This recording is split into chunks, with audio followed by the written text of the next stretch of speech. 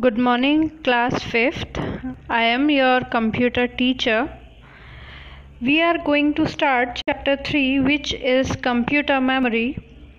Before starting the chapter 3rd, I want to give you a brief description about the chapter number 2nd, that is based on input output devices, and our first chapter that was totally based upon the computer system, CPU and all the things. Okay, so let's begin with the CPU, because we have to explain memory unit. That is why we should know, or we should recall about the all units of CPU. So our first unit was control unit. So what was the task of control unit? Control unit keep an eye, or we can say that it controls the overall activity inside the computer system. Next we have arithmetic logical unit.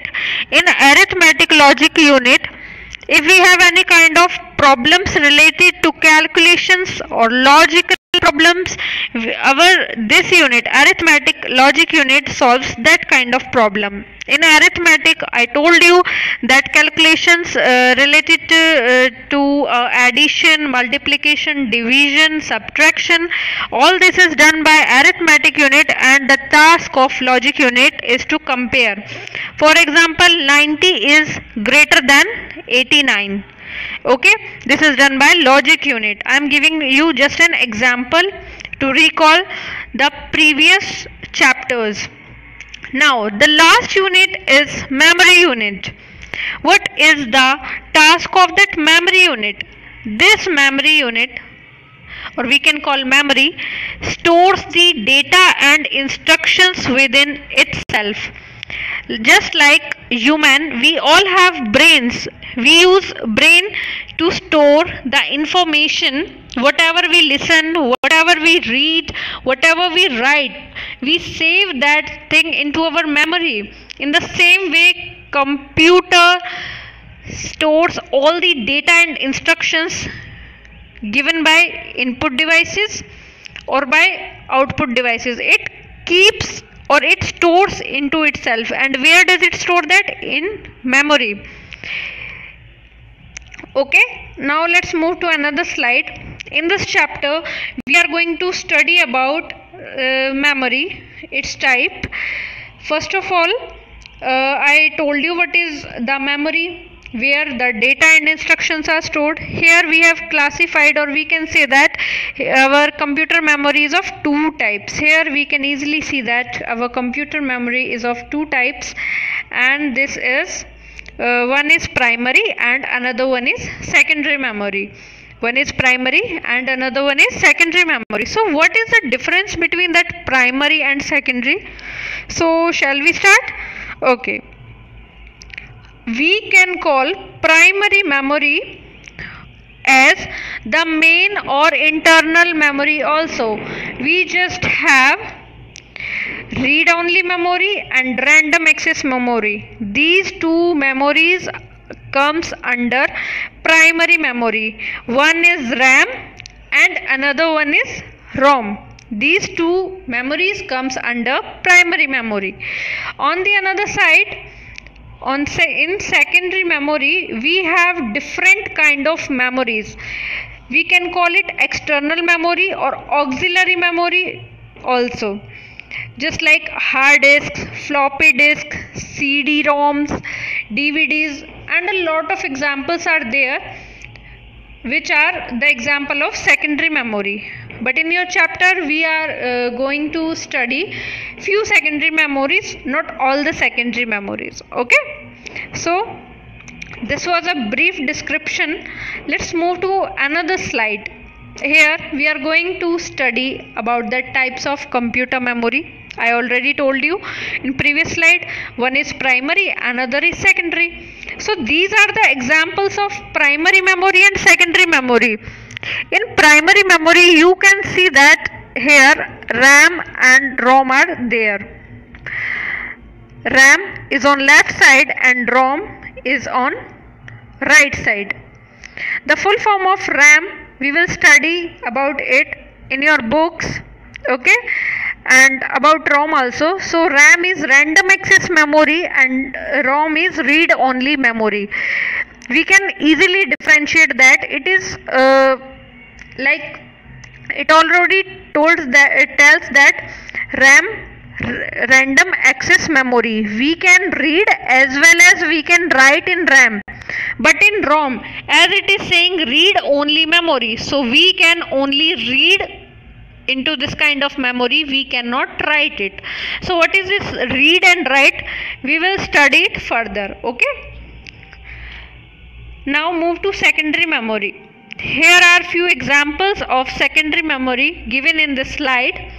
We have hard disk drive here, CD DVDs, Blu-ray discs, pen drives, magnetic tapes, SSD, floppy disk, pen drive, memory card, and so on. We are going to study all these secondary devices with some explanation in your book. Let's move to next slide. See, this is RAM and this is ROM. See them. How does they look? I am going to tell you what is RAM and what is ROM. I just want to let you know how they looks, okay. So just go through this presentation. What is the structure of RAM and ROM? Now let's move to another slide, which is hard disk. So this is the structure of our hard disk. This is hard disk, okay. We will study about it in next lecture. Just go through it. This is our hard disk. This is a type of secondary memory. If someone asks you name secondary memory, you will answer hard disk, and then you have CD. It can store up to 700 MBs. What is this MB, KB, GB? We will study about this in your chapter, okay. So for today I will explain you primary memory only given in your book. So let's study about that. This is chapter 3, computer memory. Now we are going to study it, okay. Let's start reading. Every human being has a brain to remember things. A computer too has a memory like that of a brain. I already told you that we have brains where we store all the information we get. There may be some information that we missed from our mind, but computer do not misses any kind of information. It completely stores all kind of data and instruction within itself. Now the processor, or we can call it CPU. The full form of CPU is central processing unit, is the brain of computer. CPU is the brain of computer. It performs all types of calculations and processing by its unit. We know about control unit, arithmetic logic unit, and memory unit. It remembers certain things forever and others for a short time only. It remains certain things, few things forever and others for short time.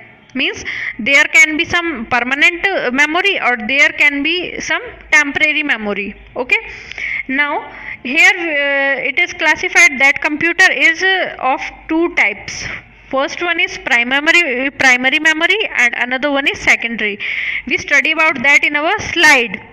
Now we are going to study what is primary memory. It has another name also. Primary memory is also known as main or internal memory. It is also called primary storage and is directly linked to the processor. See, if someone asks you which memory is directly linked or connected to the processor, so our answer will be primary storage or primary memory or main or internal memory, okay. All these are names of primary memory. So if someone asks which memory is directly connected or linked to processor, our answer will be primary memory, okay. Now primary memory is of two types also.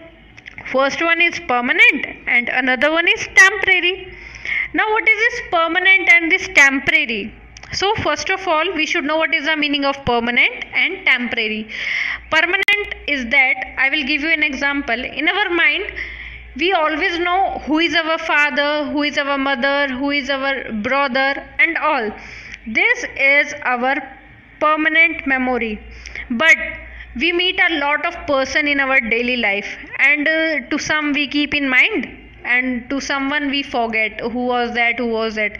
That is a part of temporary memory. Okay, permanent is which remains always with us, and temporary sometimes we forget it. It is temporary memory. Okay, is it clear to you?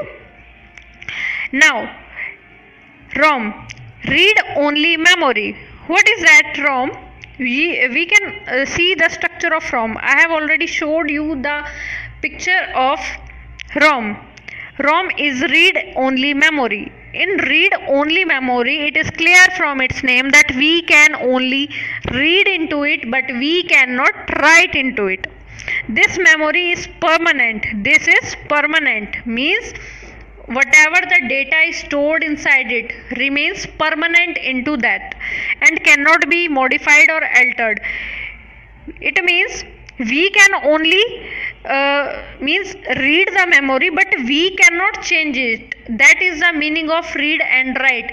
We can read only, but we cannot write, means we cannot make changes in this kind of memory.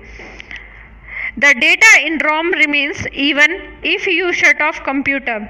If you are working and your CPU will shut down, or there will be some power off, then the data stored into ROM will remain permanent. It will not vanish, it will not delete. ROM stores startup instruction for booting the computer system.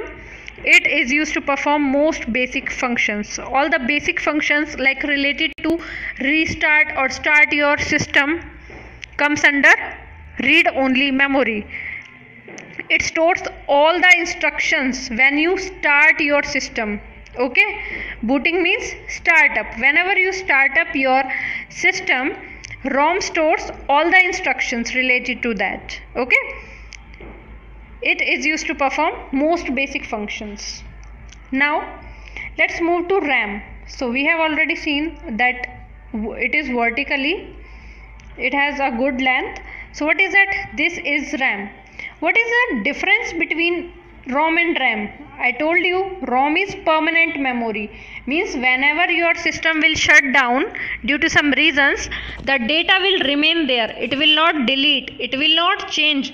But in RAM it will be opposite.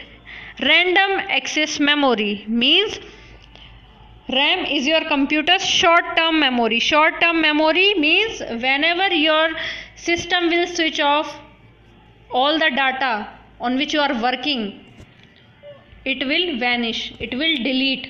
Okay, we call it read and write memory, means we can make changes in it, we can read it also, but we cannot save the data. If the power is off, if the power will be off due to some reason, or your system will shut down, the task will be vanished or deleted. It will not store anywhere. Keep in mind, random access memory is read write memory, and all the data is removed if the power will be off. Okay, data is temporarily stored here until you save your work to the hard disk. Data is temporarily stored means from the time from when you started your work doing until it ends, it will remain in your computer, but in between the power will be off, all your data will be vanished. There is no place where that data will remain safe. Whenever you work with a file on your computer, the data in that file is temporarily stored in RAM. Whenever you work with a file, any file on which you are doing your task, your data on that file will be temporarily stored for some time.